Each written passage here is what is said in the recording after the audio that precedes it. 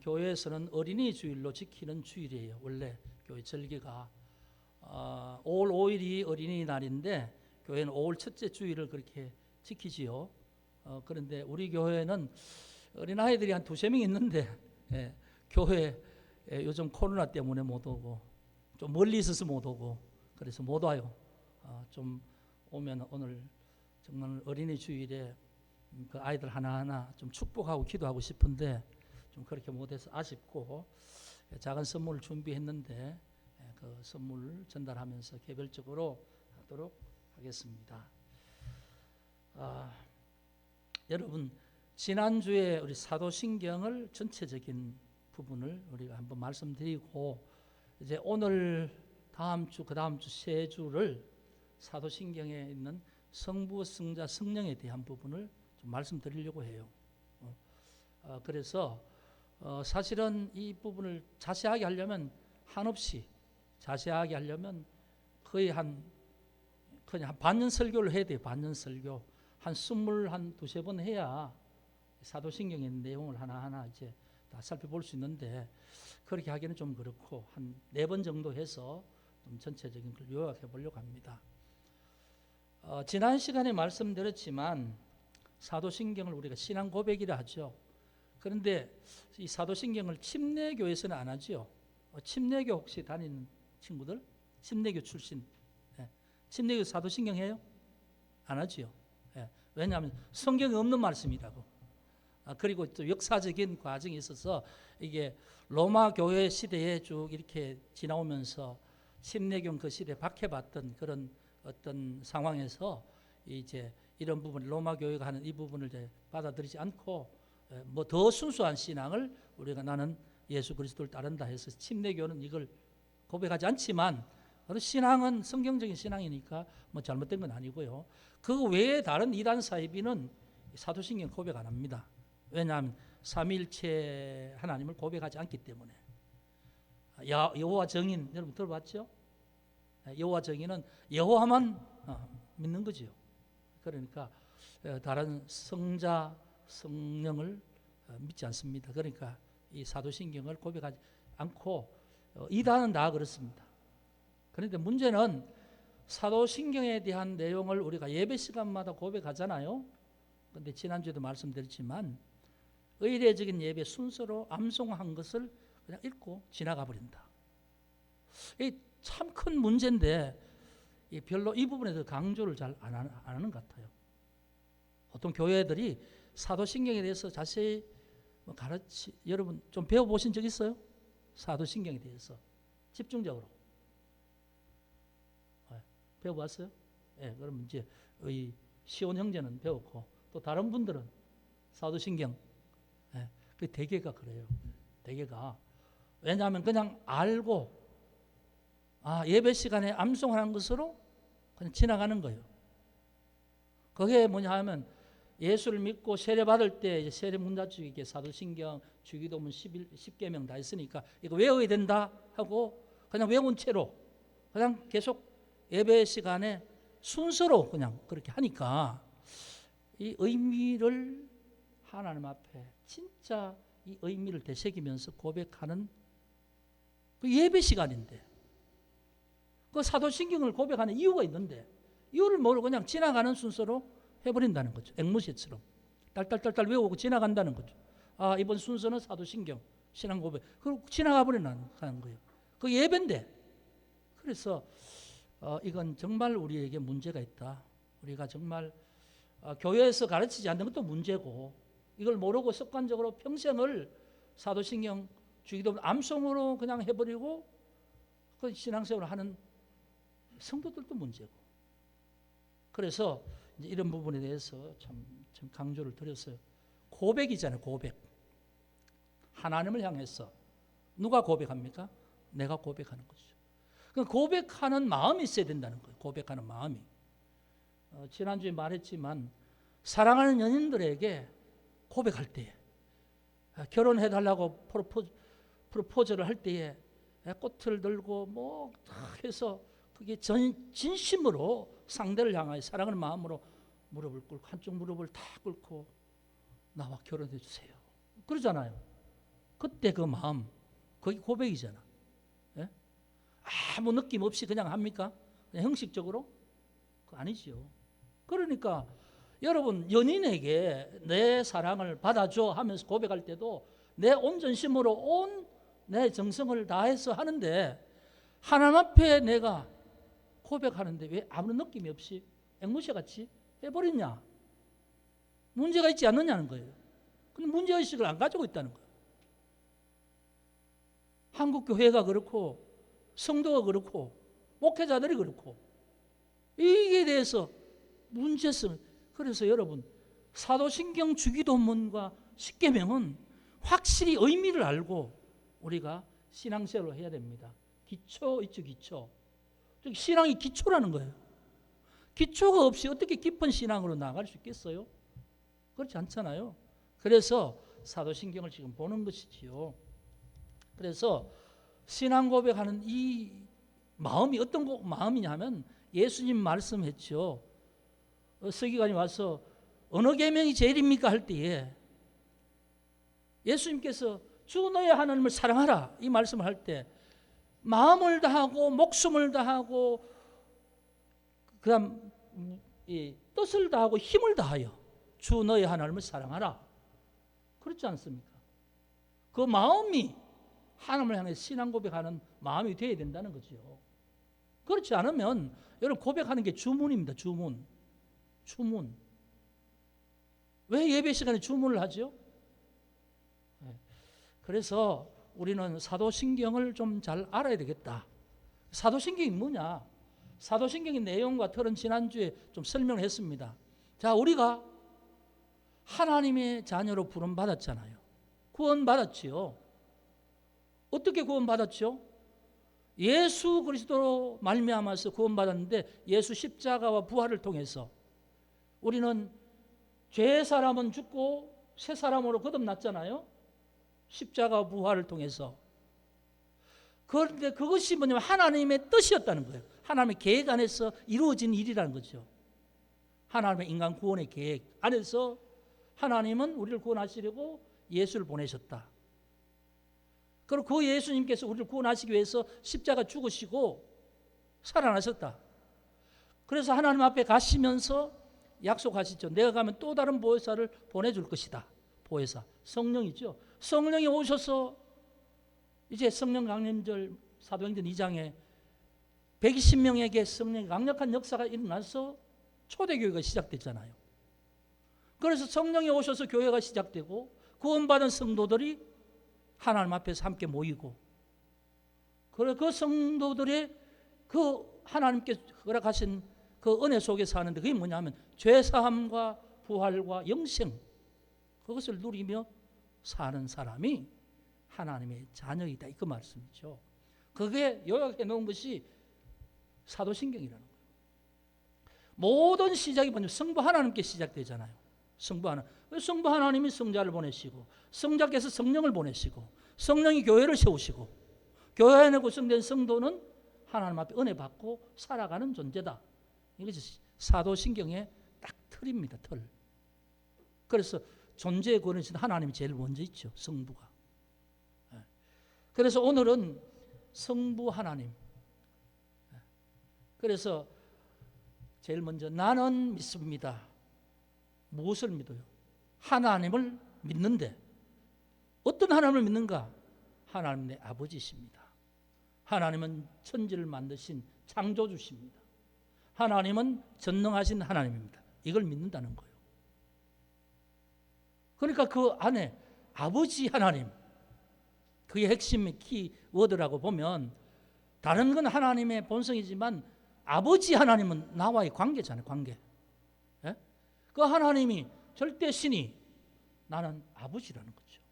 이 중요한 거, 중요한 거. 이 중요한 걸 놓치고 그냥 그렇게 하면 이게 뭐 아무 의미도 모르고 그렇게 살아가는 그런 우를 범하는 거죠. 평생토록. 여러분, 부모가 없는 자를 뭐라고 하죠? 고아잖아요. 고아. 예. 고아는 의지할 데가 없어요. 예. 고아는 모든 것을 혼자서 스스로 해결해야 돼요. 어디 마음을 의지할 데도 없고 자기를 도와줄 사람도 없어요. 보호자가 없는 사람이 고아잖아요. 예. 그래서 갈 곳이 없어.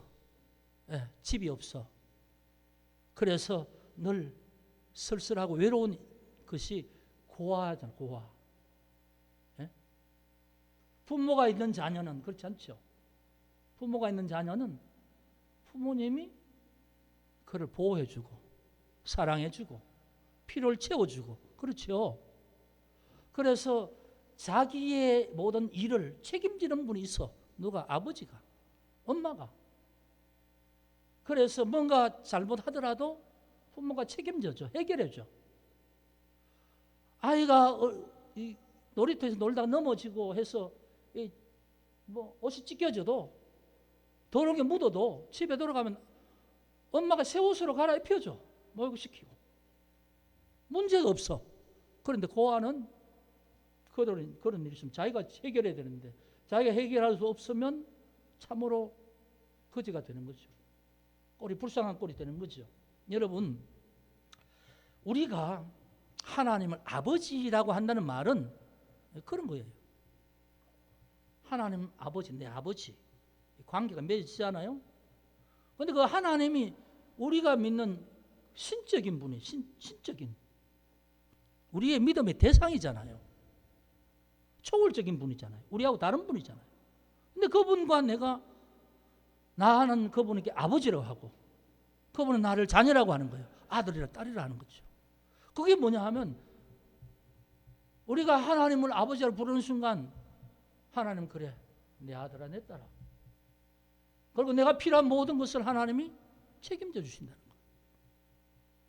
거예요. 그분을 내가 아버지라고 부르는 거죠. 여러분, 그래서 이제 우리는 하나님 앞에서 고백할 때 아버지라고 고백하는 그 순간에 우리 여기 알아야 될 내용이 있어요. 말만 그냥 아버지 그런 것이 아니라 아버지라고 부르는 순간에 하나님 뭐라고 하십니까? 그래 내 딸아, 그래 내 아들아, 그런 거죠. 세상에 어떤 종교에 그 숭배하는 신을 가지고 아버지라고 부르는 신이 있어요? 여러분 아는 그런 종교 중에 뭐 부처님 아버지 그래요? 아니면 뭐 힌두교에서 어떤 온갖 잡신을 두고 아버지 뭐 이렇게 해요?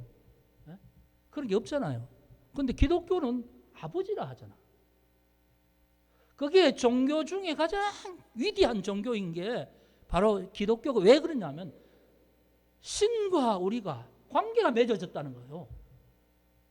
다른 어떤 종교도 그런 게 없는데 그래서 하나님은 우리에게 자녀라고 하시는 거죠. 여러분, 우리가 어떻게 그러면 자녀라고 하나님을 아버지로 부르게 되었는가를 성경을 통해서 한번 찾아봅시다. 여러분, 요한복음 1장 12절에 여러분 혹시 기억하세요? 암송한 사람 있어요? 영접하는 자, 곧 그의 이름을 믿는 자들에게는 하나님의 자녀가 되는 권세를 주셨으니 이렇게 말하죠. 자, 여러분 여기를 잘 아세요. 지금 사도행전에서 하나님 앞에 전능하신 아버지 하나님 이렇게 말하는 아버지라는 이 부분을 초점 두고 우리 이 부분을 어떻게 하나님과 내가 아버지라는 관계가 되고 부를 수 있게 되는가? 성경에서 뭐라고 말하는가? 이걸 알아야 된단 말이에요.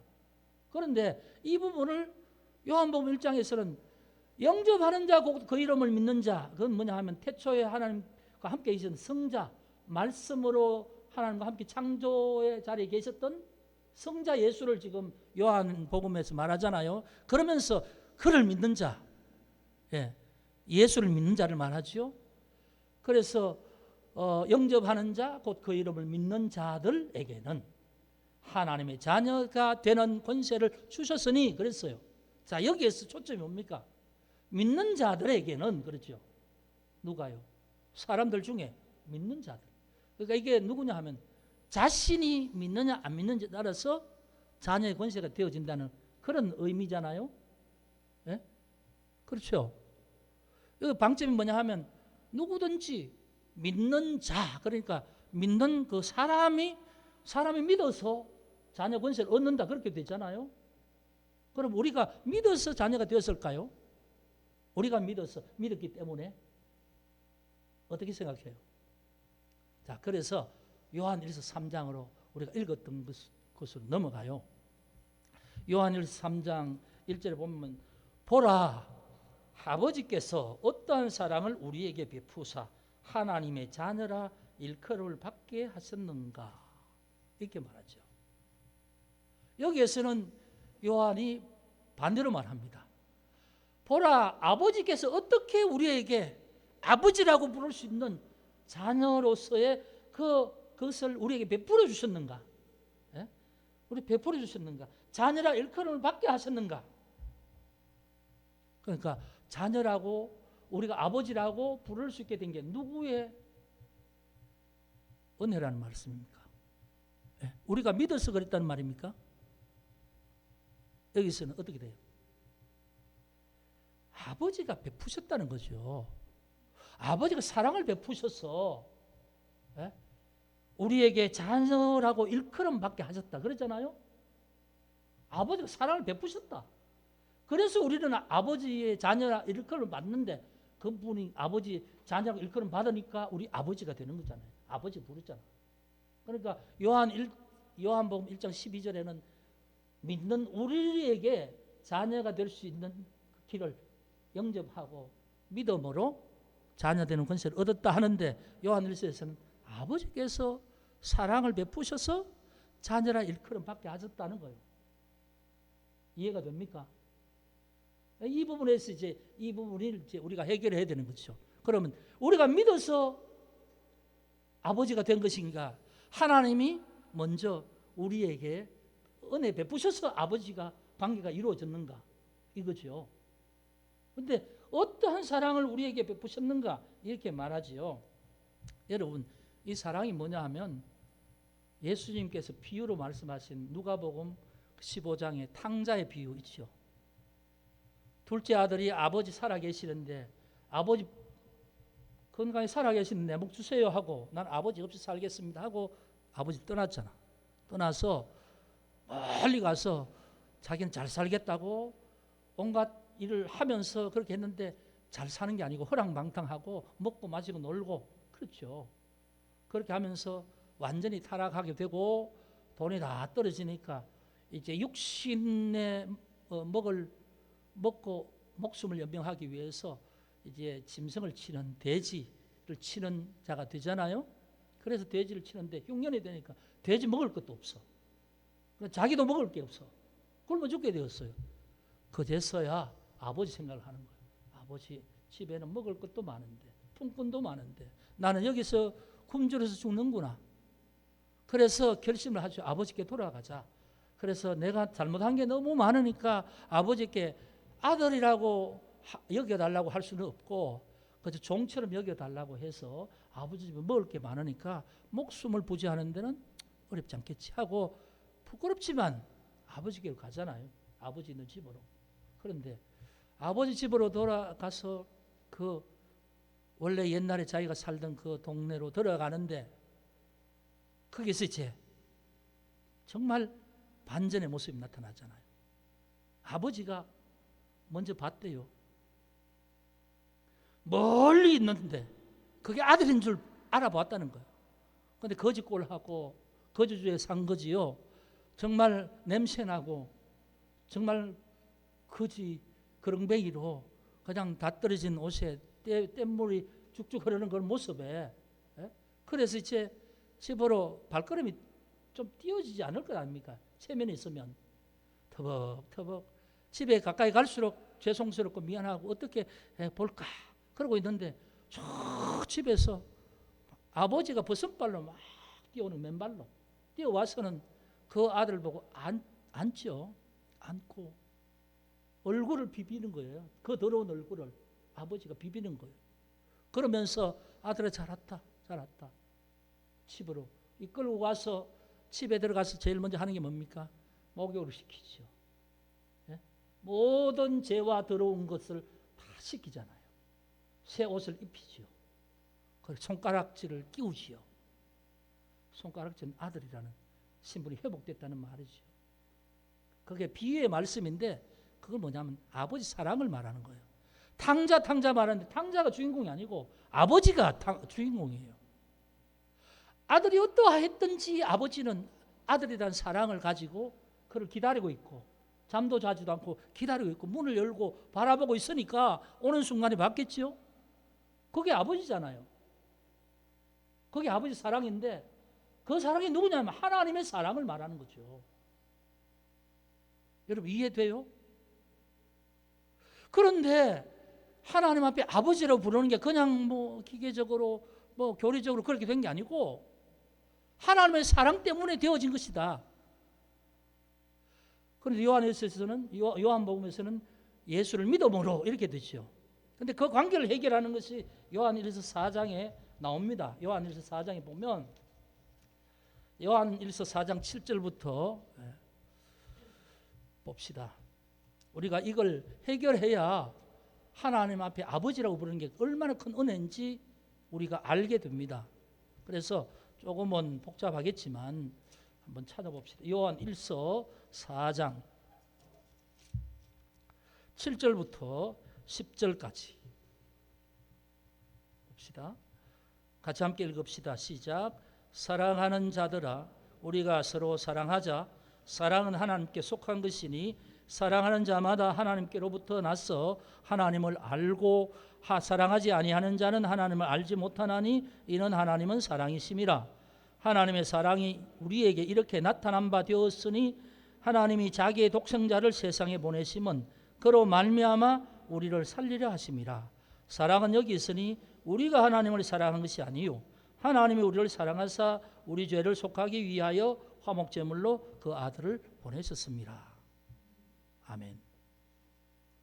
자, 하나님의 사랑이 아버지를 버리고 떠나간 그래서 망하게 된 아들, 거지가 된 아들, 모든 더러움을 온몸에 휘감고 냄새 풍기면서 돌아온 아들을 달려가서 안는 아버지 사랑이 뭐냐 하면 하나님의 사랑이라는 거죠.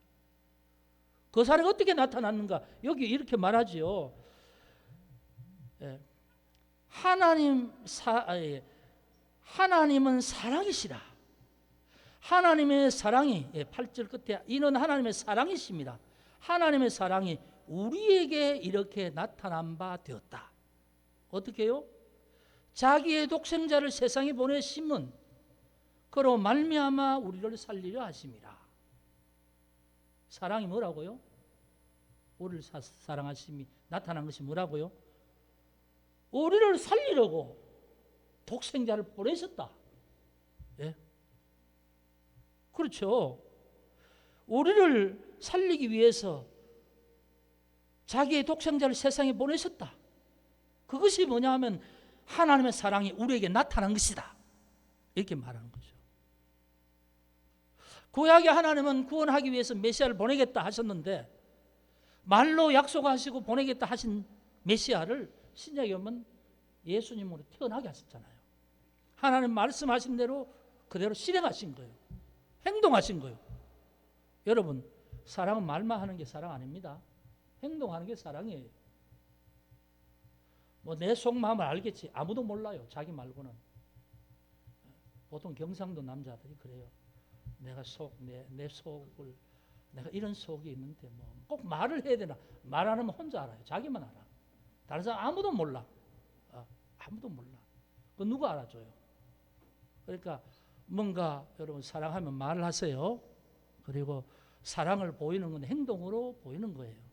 그래서 여러분 우리 남청년들 예쁜 우리 자매를 이렇게 내 연인을 구하려면 말을 하고 행동을 옮겨야 돼. 그렇지 않고 저 사람 나를 죽었다 깨놔도 자기한테 그런 사람이 안 와. 그러니까 형제들이요 좋아하는 사람이 눈에 번쩍 띄거든. 말로 하고 행동으로 대시하세요. 참 우리 교회 오면 별 희한한 팁들도 내가 다 주잖아. 어쨌든 여러분 하나님은 그렇게 사랑하셨대요. 그런데 그렇게 보내신 아들이 어떻게 되냐면 10절 보세요. 사랑은 여기 있으니 우리가 하나님을 사랑한 것이 아니요 하나님이 우리를 사랑하사 우리 죄를 속하기 위하여 화목제물로 그 아들을 보내셨습니다. 여러분, 성경에 나타난 하나님 사랑이 이거예요. 여러분, 우리가 누구죠? 탕자잖아요. 우리 근본적으로 사랑받을 자격이 있어요? 하나님 사랑을 받을 자격이 있냐고요? 하나님이 태초의 인간에게 하나님은 사랑하셔서 그의 존재를 하나님의 형상을 따라 만드셨어요. 귀하게, 보기에 좋았더라, 보시기에 좋았더라, 심히 좋았더라. 그게 인간이에요. 그래서 하나님과 교통하는 존재가 됐어요. 그런데 그 인간이 하나님을 향하여 사랑을 받았으니까 하나님을 사랑하며 하나님과 관계를 맺는 게 아니고 누구요? 옆에서 그냥 들어온 존재, 그냥 사이드에서 그냥 머리를 내미는 그 뱀에게 마음을 뺏긴 거죠. 뱀이 말하는 대로 말을 하면서 그렇게 뱀의 말대로 믿음이 가서 뱀의 말대로 행동했어요. 그럼 뱀을 믿은 거죠. 하나님이 먹으면 죽는다 하는데 하나님을 믿은 게 아니고 먹어도 안 죽는다, 눈이 밝아져서 하나님과 같이 된다, 그걸 믿은 거죠. 그래서 타락한 거 아니에요? 범죄한 거 아니에요? 그러니까 자기의 피 창조주를 부인한 거예요. 자기 위치를 버린 거죠. 그래서 사과가 문제가 아니고 선악과가 문제가 아니고 바로 그 마음속의 작용으로 선택한 행동이 그게 죄라는 거죠. 안 믿는 사람은 하나님 째째해 사과 하나 먹었다고 그러냐? 그런데 사과가 아니에요. 사과 문제가 아니에요. 그래서 그 이후로 하나님과 함께 할 수 없는 존재가 됐잖아요. 그래서 나골이 쫓겨났잖아요. 죄인이 됐잖아요. 육신이 이제 생명의 호흡이 이제 하나님과 단절되니까 육신의 기능이 쇠하여져서 죽게 되잖아요. 네. 그렇게 되는데 하나님은 그래 그 아담 타락한 하와의 혈통을 따라서 우리의 몸이 태어났잖아요. 근데 우리가 뭐 하나님 앞에 사랑받을 그런 대상인가요? 아니지요. 그래서 망할 수밖에 없고 심판할 수밖에 없는 존재인 우리에게 하나님은 또 다른 방법으로 우리를 다시 회복하시려고 하시는 방법이 하나님이 죄인을 사랑하셔서 독생자를 보내셨다. 그래서 독생자를 통하여서 인간의 죄를 용서받게 하시려고. 그것이 사랑이셨다. 사랑을 우리에게 보여주시고 그것을 예수가 와서 십자가에 죽고 살아남으로 확증을 했다 이겁니다. 여기 그래서 그 요한일서의 4장 10절에 사랑은 여기 있다. 뭐 여러분 사랑 여러분 쉽게 말하지 마세요. 그래서 하나님의 사랑은 자기를 버리신 사랑이잖아요. 그래서 부모도 자식을 위해서 사랑한다는 게 뭐냐 하면 조건 없이 자기를 버리는 거예요. 뭔가 조건이 걸리면 사랑이 아니죠. 그래서 하나님이 우리를 사랑하사 우리 죄를 속하기 위하여 화목제물로 그 아들을 보내셨음이니라. 이것 때문에 우리 죄를 해결했잖아요. 하나님 앞에 이것 때문에 영접하는 자 그 이름을 믿는 자들에게 하나님의 자녀가 되는 권세를 주셨으니 이것 때문에 됐잖아요. 그런데 이걸 로마서에서 이렇게 또 말하고 있어요. 로마서 5장을 보세요. 5장. 로마서 5장의 6절 보세요. 로마서 5장 5절에 보면 성령에 대한 말이 처음으로 나와요. 로마서에서 5절부터 봅시다. 소망이 우리를 부끄럽게 하지 아니하면 우리에게 주신 성령으로 말미암아. 이 로마서 앞부분에 성령이란 말이 없어요. 여기에서 성령으로 말미암아 하나님의 사랑이 우리 마음에 부음받았다. 이거 아주 잘 보세요. 성령으로 말미암아 하나님 사랑을 우리 마음에 부어주셨다. 예? 그래서 하나님의 사랑이 성령으로 부어주시니까 하나님께서 하신 구원의 역사가 이루어지기 시작하는 거예요. 우리가 믿어서가 아니에요. 믿어질 수 있도록 하신 거죠. 예? 그래서 이때 우리 상태가 어떠냐 하면 우리가 아직 연약할 때에 기약대로 그리스도께서 경건치 않은 자를 위하여 죽으셨다. 8절에 우리가 아직 죄인 되었을 때 그리스도께서 우리를 위하여 죽으심으로, 여기 계속 그리스도께서 우리를 위하여 죽으심으로, 그러죠. 죽으심으로. 10절에도 곧 우리가 원수 되었을 때 그의 아들의 죽으심으로 말미암아 하나님과 화목하게 되었은즉, 그러잖아요. 여러분, 하나님을 아버지라고 부를 수 있게 된 그 부분에 그냥 아버지라고 하는 게 아니고 아버지라고 부를 수 있도록 하나님이 우리를 위해서 엄청난 일을 하셨다는 걸 알아야 돼요. 예? 그냥 아버지라고 하는 게 아니에요. 그냥 관계가 맺어진 게 아니라니까. 우리를 원수였다니까. 그런데 하나님이 우리를 사랑하셨어. 우리를 그 아들을 화목제로 보내서 우리 죄를 위해서 화목제로 보내시고, 그래서 로마서에는 우리가 원수 되었을 때에, 우리가 연약할 때에, 우리가 정말 죄인 되었을 때에 우리 위해서 예수가 죽으셨다. 여러분 아시겠어요? 이게 그리스도인이에요. 그리스도인. 이게 여러분과 저란 말씀입니다. 이게 그냥 뭐 교회 나가서 예수 믿는다 이거 아니라고요. 이게 이 아버지라는 이름을 부를 때에 이게 이런 과정을 통해서 또 성령께서 로마서 8장에 보면 양자의 영을 주셔서 하나님을 향해서 아바 아버지라고 부르짖느니라 그러죠. 예? 그렇잖아요. 그러니까 여러분 하나님을 아버지라고 부르는 게 그냥 아무런 마음 없이 감동 없이 그냥 되어진 게 아니라는 걸 여러분 알아야 됩니다. 그러니까 하나님 앞에 고백할 때는 나는 전능하신 아버지 하나님 그럴 때 아버지가 어떻게 하나님이 어떻게 나와 아버지 관계가 되었는가 그 모든 게 그 안에 있기 때문에 나는 아버지라고 부를 수 있게 된 것이고 하나님 나를 자녀로 삼아주신 거예요. 이해가 됩니까? 그렇다면 이걸 모르고 그냥 문구를 따라서 그냥 암송하면서 지나가면 이게 되게 될 말씀이냐고요. 아니지 않습니까? 그러니까 여러분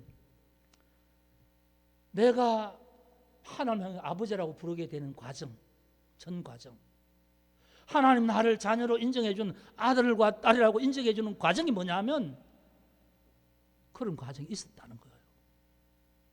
아무나 아버지를 할 수 없는 거죠. 글자를 안다고 아버지라고 할 수 있어요? 하나님을 부를 수 있어요? 여러분 안 믿는 사람에게 하나님 아버지로 부르라고 해보세요. 불러지는가? 안 불러져요.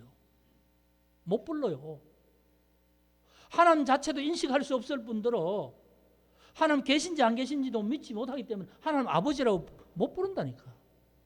그런데 우리는 그 아들 때문에 예수 때문에 하나님의 자녀가 되고 예수를 받아들임으로 그것도 성령이 부어주신 하나님 사랑 때문에 예수를 그리스도라고 부르고 내 죄가 사함받아를 믿고 그래서 나는 하나님의 자녀라는 것을 인식하고 또 성령께서 하나님 앞에 나를 양자의 영을 주셨기 때문에 하나님을 향해서 담대히 하나님 아버지라고 부르는 거죠.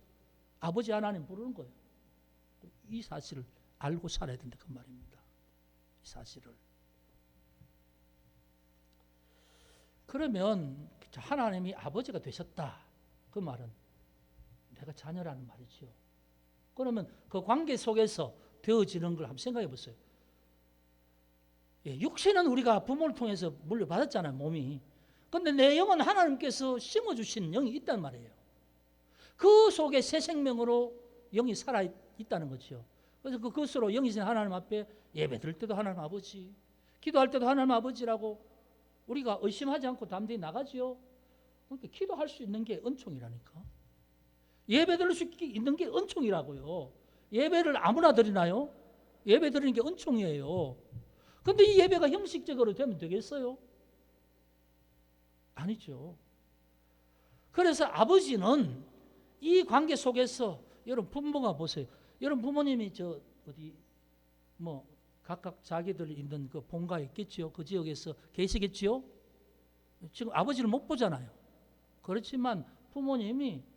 계시는데 기도하고 계실 거예요. 그러면서 여러분이 무슨 일이 있으면 부모님이 떡달같이 와서 해결해 주거나 뭐 어떻게 해야 되겠니? 걱정하지 마. 그러지 않나요? 내가 알아서 해줄게. 엄마가 아빠 그러잖아요. 그분이 부모님이지. 그냥 부모인데 멀리 있으니까 그냥 가만히 내버려둬요? 아니지요. 그러니까 하나님과 우리가 그 관계가 됐다는 것은 여러분 우리가 인식하지 못해서 그렇지 하나님은 계속 우리를 주시하고 있는 거예요. 야 시온아 니 뭐 힘든 일 있지? 그래 내가 보고 있어. 어려워하지 마. 내가 길을 열어줄게. 왜? 아무 관계 없으면 할 필요가 없지. 내 자녀니까. 얘가 지금 어려운 일이 있으면 하나님이 지금 하나님의 불꽃 같은 눈으로 보고 계시는 거야. 그래서 애가 뭐 어려운 일이 있으면 그래서 막 힘들어할 때 기도하면 그래 시온아 힘내. 내가 너를 응원해. 조금만 참을 수 있어. 이길 수 있어. 여러분 하나님을 믿는 자는 이게 있습니다. 예? 세상 사람들이 모르는 이게 있다고요. 여기 계신 내 하나님께서 나를 불꽃같이 보고 계시고 모든 삶의 상황을 살피시고 내가 넘어질 때에 내가 아플 때에 내 마음을 위로하시고 그래 나도 너를 보고 있어. 너 혼자가 아니야. 힘들어하지 마. 용기를 내. 여러분 그 하나님이 우리 아버지라고요. 그래서 아버지라고 확실히 고백하는 사람은 그걸 확실히 믿죠. 그래서 때로 어려움이 있지만 어려움이 아닌 거예요. 예? 견딜 수 있고 이길 수 있는 거죠. 그냥 꼬꾸라져서 완전히 뭐 그렇게 되는 게 아니고 넘어져도 다시 일어나서 길을 보고 걸어갈 수 있게 되는 거죠. 우리의 영으로 육으로 우리의 보호자가 되시고 우리의 공급자가 되시고 우리의 피난처가 되시고 위로자가 되시고 그게 누굽니까? 아버지죠. 아버지. 여러분과 저는 그 아버지를 고백하는 거예요. 하나님 아버지십니다.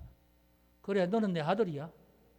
하나님 그렇게 우리 마음으로 영으로 응답하시는 걸 느낄 수 있어야 되는 거죠.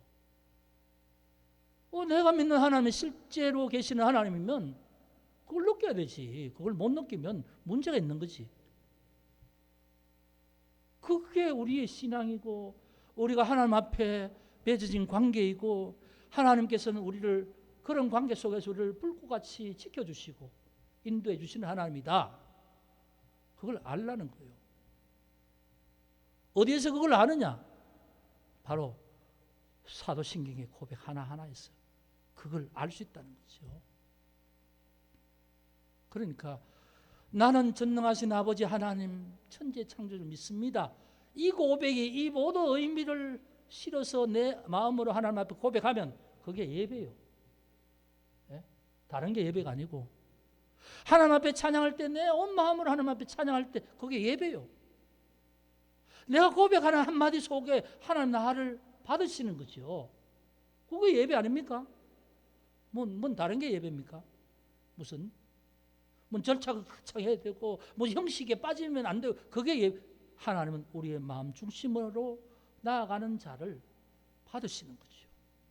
그러니까 예배 드리는 시간부터 끝 시간까지 우리의 마음의 중심이 하나님이 아닌 다른 것에 만약에 뺏긴다면 그 온전한 예배가 아니에요. 예배 같이 이 자리에 있다고 우리 모두가 같은 예배를 드리는 게 아니라 우리는 각자의 예배를 내가 하나님 앞에 드리는 거예요. 네? 그래서 어떤 사람은 예배가 되는 사람이 있고 어떤 사람은 예배가 아닌 이 시간에 형식으로 앉아있는 사람도 있을 수 있는 거죠. 우리는 그 사랑을 받은 존재입니다. 그래서 하나님을 아버지라고 부르죠. 그런데 이것이 왜 감격할 일이 아닌가?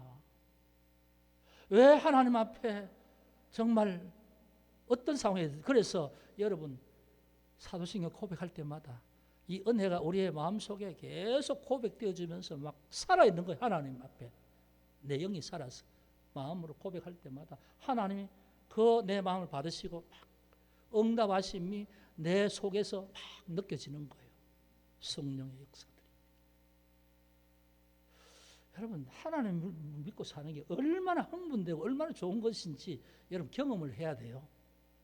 젊음의 때 경험해야 됩니다.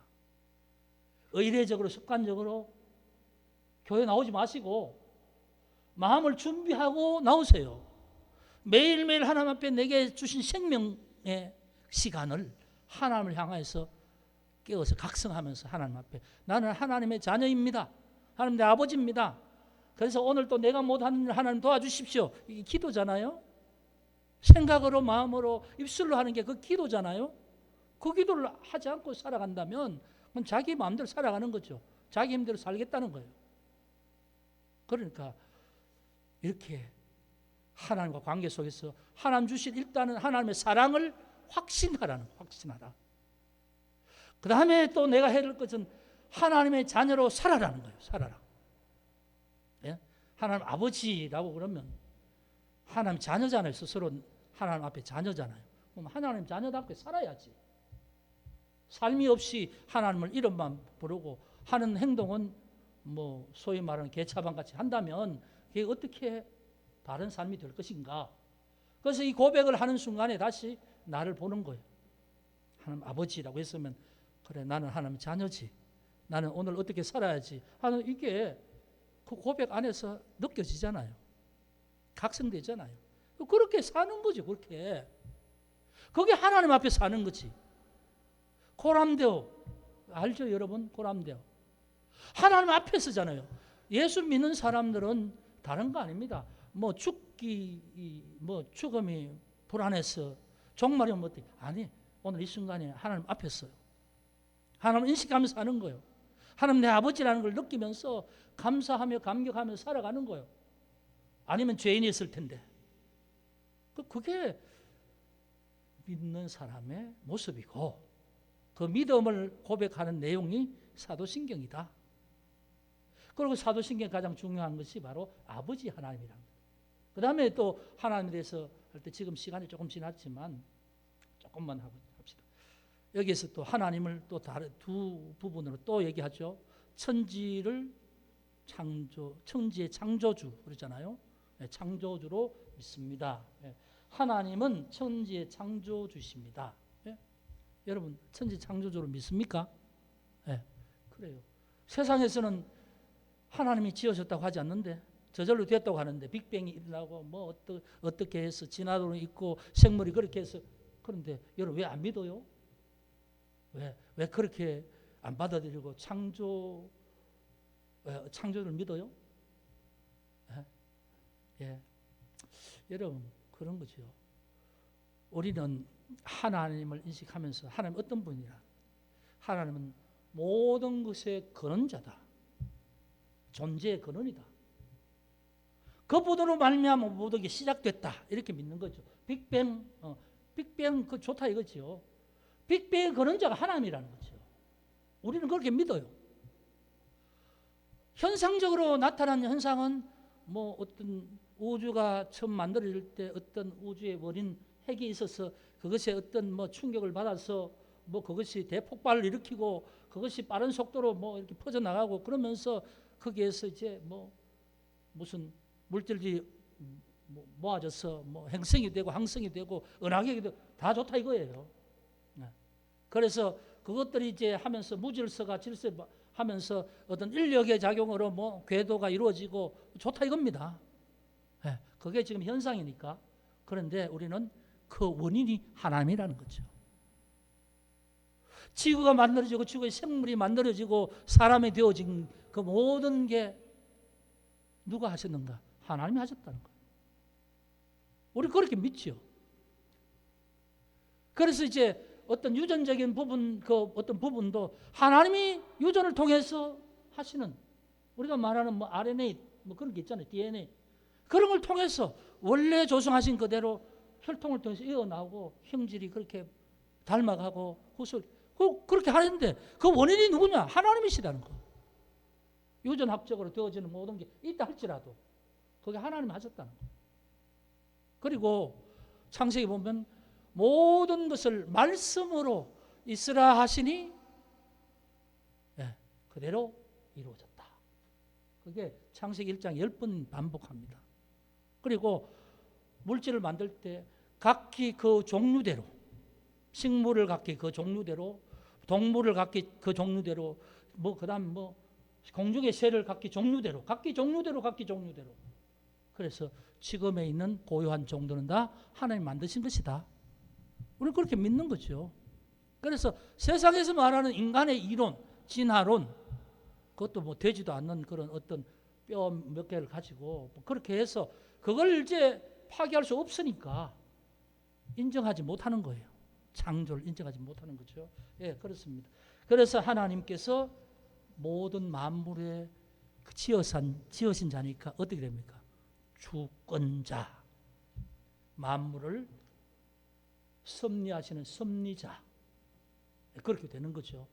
그래서 하나님은 모든 우주 만물의 근원자이시고 지으신 분이시고 원인이시고, 그분은 지금도 그 원인자로서 모든 것을 다 하나님의 뜻 안에서 이루어 가신다.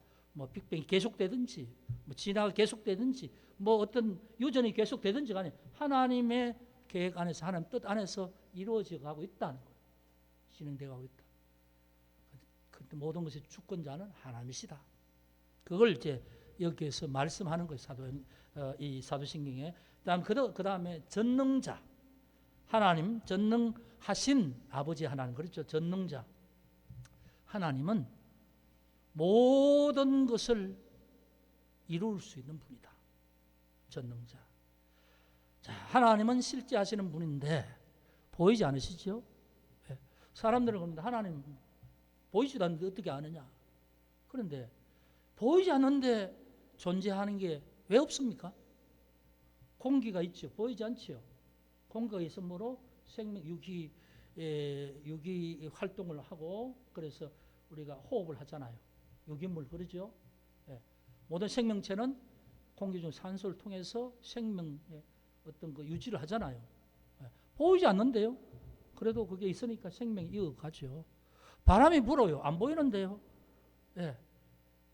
뭐 나무가 흔들리고 창문에 덜컹덜컹 소리 나는 걸 보면 바람이 있다는 걸 알잖아요. 그런데 그걸 보인다 안 보인다로 하나님 규정할 수 없는 거죠. 하나님 초월적인 분인데 우리가 볼 수 없지요. 그런데 하나님 계신 분이다. 예. 하나님은, 자, 그래서 하나님은 문자적으로 전능자 하면 모든 걸 다 할 수 있다 그러는데, 여러분, 하나님도 할 수 없는 게 있어요. 분명히 하나님이 다 하시는 거 아닙니다. 하나님은 죄를 지으실 수가 없어요. 하나님 실패하실 수가 없어요. 하나님 자기 모순에 빠지는 분이 아니에요. 예. 예. 그래서 이제 하나님 이 전능하신 이 말은 모든 걸 할 수 있다 보다도 그 말 속에는 하나님의 성품과 하나님의 능력이 포함된 말을, 전능자 올마이티 하나님 그럴 때에 그 단어 하나 속에 하나님의 성품과 하나님의 능력을 포함한 말, 그런 말로 우리가 이해를 하면 돼요. 하나님 전능하신 분입니다. 그러면 하나님이 전능하시다 할 때 뭐냐 하면 장소를 초월하시는, 어디서나 계신 분, 우주 만물에 계시고 우주에 계시고 여기에 계시고 우리 속에 계시고, 하나님은 그렇게 계신 분. 그래서 미국에도 계시고 한국에도 계시고, 시간을 초월하신 분, 어제도 계시고 오늘도 계시고 내일도 계시고 동일하시게 역사하시는 분. 그래서 역사를 주관하시는 주관자이되 역사의 시간 속에 매이지 않는 분, 그분이 바로 하나님이시다. 그래서 영원 전부터 영원 후까지 계시는 분, 그리고 그분은 모든 걸 다 아시는 하나님이시다. 전지하신 하나님. 하나님의 지혜는 무한하다. 그리고 모든 것에 능하신 분, 불가능이 없으신 분, 아까 말했던 그런 죄나 뭐 실패나 이런 거 말고 하나님은 하실 수 있는 모든 것을 하실 수 있는 분이다. 자, 이 하나님에 대한 고백이 이거예요. 그런데 그 하나님이, 우주의 하나님이 내 아버지다. 이게 사도신경의 첫째 고백입니다. 그러니까 여러분 이 고백을 분명히 기억하시고 여러분 스스로 나의 고백으로 하나님 앞에 고백할 수 있길 바랍니다. 그리고 고백할 때마다 예배 들을 때마다 정말 진심으로 전심으로 한마디 한마디 의미를 생각하면서 너무 빠르게 할 필요도 없어요. 그렇다고 뭐 그걸 다 생각하면서 뭐 1시간 할 수는 없는 거지만 천천히 또박또박 내가 하나님 앞에 고백하는 마음으로 그렇게 하신다면 그 고백할 때마다 여러분께서 고백하는 그 고백 가운데 하나님의 영이 임하여서 여러분 영혼 속에 임재하실 줄 믿습니다.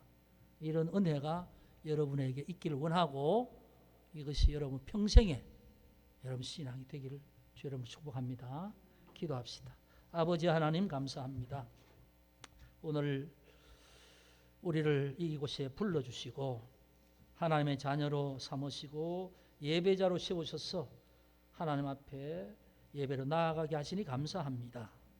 이 예배 가운데 하나님 우리를 받아주시되 참으로 하나님 오늘 주신 말씀처럼 하나님이 나의 아버지심을 고백합니다. 아버지 되신 하나님 저희를 자녀 삼아주심을 감사합니다. 늘 감격의 고백으로 하나님 앞에 고백하여 주시고 고백하게 하시고 하나님께서 말씀하신 이 아버지로서 우리에게 허락하신 그 은총과 사랑을 끊임없이 우리 각자에게 베풀어 주시옵소서. 그로 말미암아 우리의 삶이 풍성하게 하시고 늘 기쁘게 하시고 늘 자유롭게 하여 주옵소서. 영광을 받으시옵소서. 예수 그리스도 이름으로 기도드립니다. 아멘.